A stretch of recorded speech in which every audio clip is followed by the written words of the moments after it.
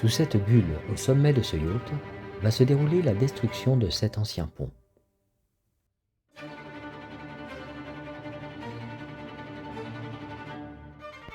Suivi bien sûr de la création d'un tout nouveau pont. Mais avant ça, il faut encore décaper tous les mastiques et colles très pégantes qui sont sur l'aluminium. Il faut aussi que le peintre me donne la main en refaisant entièrement les enduits et les peintures de tout le contour du pont. Ceci à ma demande, afin d'assurer une belle ligne et une liaison parfaitement étanche sur tout le contour. Mastic et colle sont désormais entièrement décapés. Il faut maintenant poncer la totalité de l'aluminium et le repeindre le plus rapidement possible dans la foulée, de façon à ce que celui-ci ne se réoxyde pas au contact de l'air. Les 2 couches de protection époxy sont sèches. Le peintre a terminé son travail et je peux donc tranquillement commencer la découpe de mes contreplaqués marines et leur ajustage.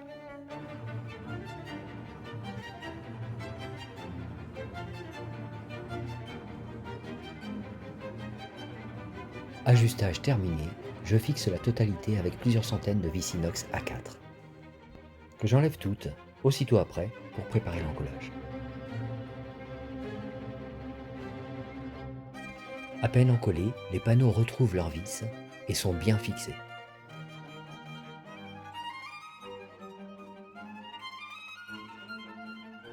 La base de départ prend forme.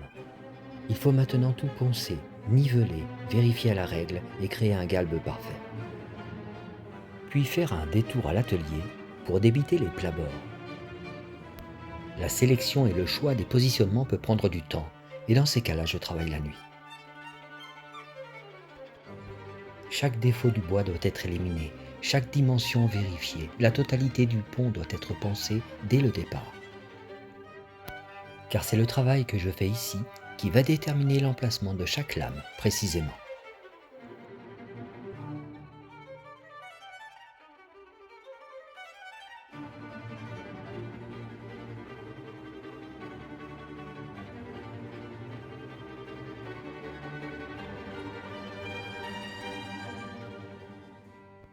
Voilà, la totalité des plabords est collée.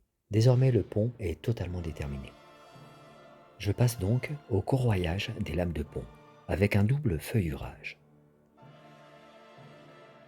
Je peux maintenant présenter les lames, choisir leur position, l'endroit des coupes pour faire sauter les défauts. On appelle ça le calpinage. Désormais, je peux coller les lames par section entière. Cela demande beaucoup de travail. Le ponçage, le dépoussiérage, le dégraissage à l'acétone, la passe du primaire, puis la passe du Sikaflex à la spatule. Et enfin la mise sous pression des lames par cale vissée. Ajoutez à cela une bonne centaine de manipulations diverses et d'étapes non spécifiées, et vous aurez peut-être une petite idée du travail à effectuer.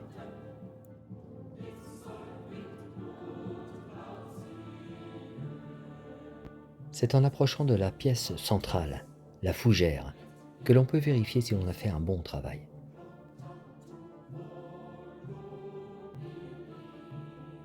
Ça y est, mon pont est entièrement collé.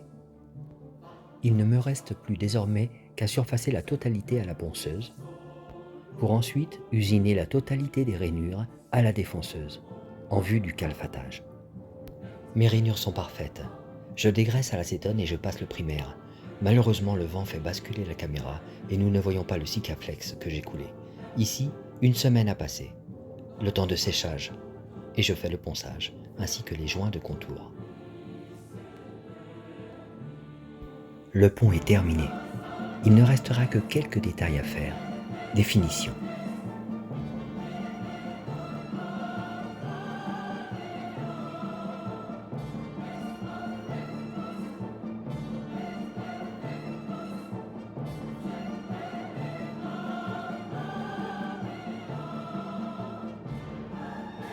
Ce pont a été fait dans les règles de l'art. Il durera au minimum 30 ans, avec un recalfatage à faire d'ici 15 ans.